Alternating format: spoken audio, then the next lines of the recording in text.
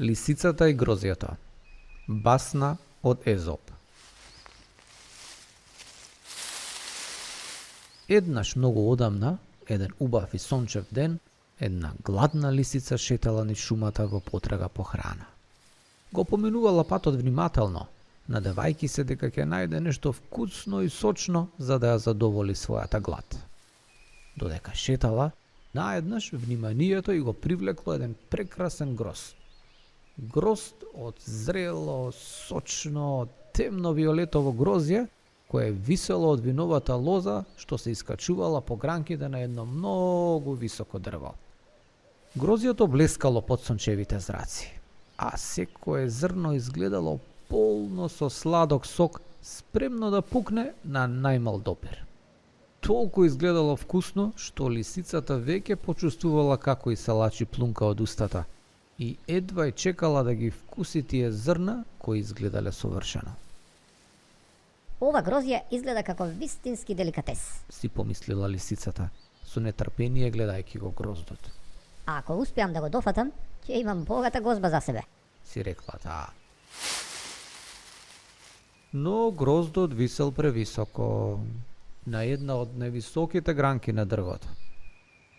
Лисицата знаела дека ќе мора да скокне високо за да го дофати. Првиот пат кога скокнала, иако со многу сила, го промашила гроздот за цела должина. Но таа не се откажувала така лесно.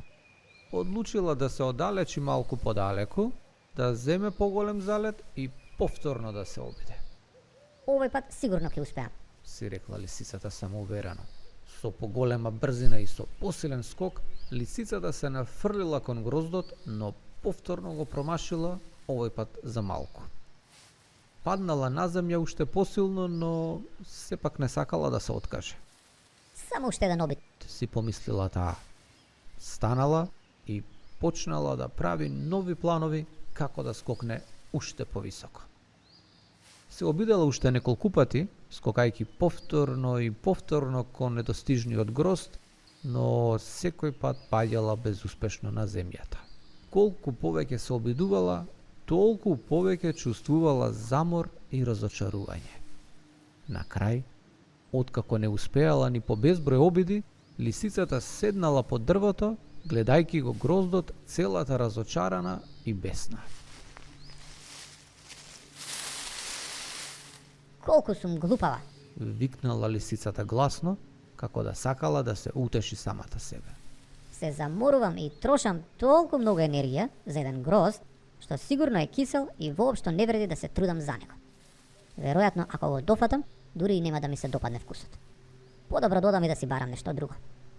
Со тие зборови, лисицата станала и гордо заминала, обидувајќи се да изгледа како воопшто да не ја грижа за гроздот. Но длабоко во себе таа знаела дека гроздјето било навистина привлечно и дека незините зборови биле само обид да го сокрие своето разочарување.